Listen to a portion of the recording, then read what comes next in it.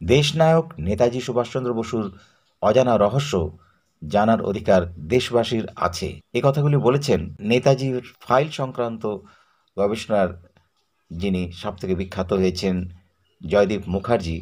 তার লেখা বই দি চেকা রোড অফ বোনস হয়েছে, বাংলা থেকে অনুবাদ হয়েছে, ইংরেজিতে করেছেন প্রফেসর নীলা দাস। কি আছে এই বইতে, কি বলতে চাইছেন তিনি?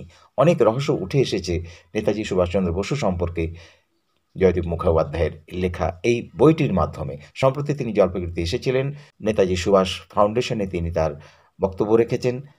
জলপাইগুড়ি নিউজের বিশেষ সাক্ষাৎকারে তার এই কথাগুলি ফুটে উঠেছে। চলুন শোনা যাক এ বিষয়ে। সুভাষচন্দ্র বসুর অন্তর্ধান সংক্রান্ত বিষয় সমস্ত কিছু ডকুমেন্টস জোগাড় করে, আর্কাইভাল ডকুমেন্টস জোগাড় করে আপনার এই বইটি আমি বার করেছি। বইটির নাম হচ্ছে চেকা দ্য রোড অফ বোনস। এবং আমরা যেটা সুভাষচন্দ্র বসুর অন্তর্ধান সংক্রান্ত বিষয়ে যে তথ্য আমরা পাচ্ছি, সেই তথ্য হচ্ছে যে নেতাজির অন্তর্ধানে দুটো 3-4টে কমিশন হয়েছিল। সর্বশেষ যে কমিশনটা জাস্টিস মনোজ মুখার্জি কমিশন, সেই কমিশনেতে স্পষ্ট বলে দেওয়া হয়েছে সুভাষচন্দ্র বোস এখন মৃত তার বায়োলজিক্যাল বয়সের জন্য, কিন্তু তিনি প্লেন ক্র্যাশে মারা যায়নি 18ই আগস্ট 1945 সালে, এবং রেনকোজি টেম্পলের ছাই তার নয়। কিন্তু কোথায় মারা গেছে সেটা হচ্ছে সেন্ট্রাল গভর্নমেন্টের ডিউটি সেটা প্রুভ করার। একটা হাওয়া উঠেছিল যে সুভাষচন্দ্র বসু নাকি 18ই আগস্ট 1945 সালের পর দেশে ফিরে এসে সাধু হয়ে গেছিলেন, অনেকে বলেছিলেন গুমনামি বাবা ইত্যাদি।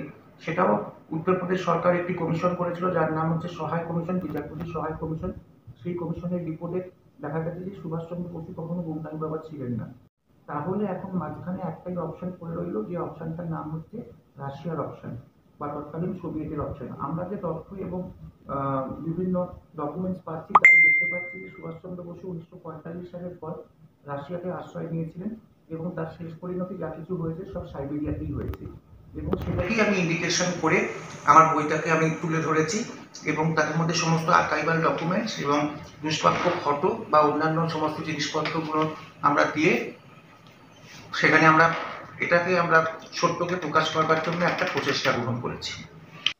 সম্প্রতি জয়দীপবাবু ইউরোপ ভ্রমণ করেছিলেন, সেখানে দেখা হয়েছিল নেতাজি কন্যা অনিতা পাপের সাথে। সেই সঙ্গে ফ্রান্স ও জার্মানির বিভিন্ন জায়গা থেকে তথ্য সংগ্রহ করে তিনি কি জানতে পেরেছেন সে বিষয়ে জানালেন আমাদের।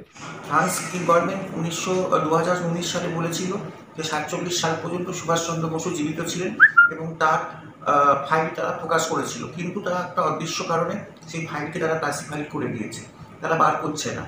এখন জার্মানির কাছে ফাইল যেটা রয়েছে সেটা 43 সাল পর্যন্ত রয়েছে।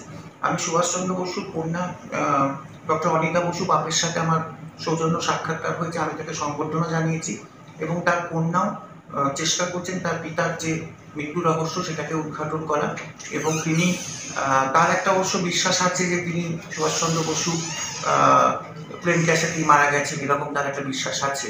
কিন্তু সেই বিশ্বাসের পরেও যে অন্যান্য ডকুমেন্টস যেগুলো আমরা জোগাড় করছি, রাশিয়ার ডকুমেন্ট, সেগুলো তার কাছে আমরা উপস্থাপিত করেছি। কারণ সুভাষচন্দ্র বসুর যেমন দেশের নাগরিক, একজন সুভাষচন্দ্র বসু যেমন আপামর দেশের একটা মানুষ, কিন্তু তা সত্ত্বেও তার পরিবারের একটা ভূমিকা থাকা দরকার, এবং সেক্ষেত্রে তার কন্যা হচ্ছে সব থেকে অগ্রাধিকার প্রাপ্ত।